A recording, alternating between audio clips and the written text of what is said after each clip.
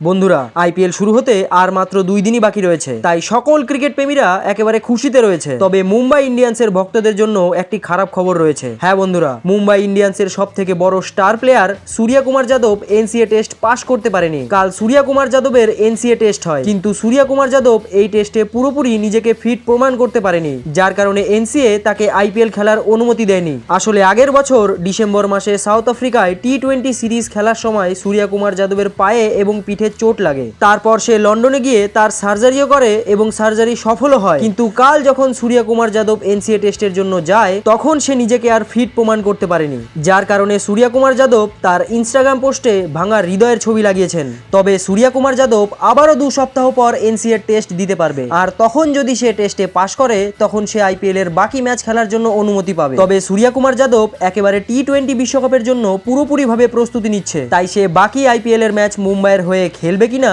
সেটা তো সম্পূর্ণ নির্ভর করছে তার উপরেই। স্পোর্টস জগতের সব রকম ছোট বড় নিউজ পাওয়ার জন্য আমাদের চ্যানেলটিকে সাবস্ক্রাইব করুন এবং পাশে থাকা বেল আইকনটি দাবাতে একদম ভুলবেন না। এই চ্যানেলে স্পোর্টস জগতের সমস্ত রকম খবর পাবেন সবার আগে।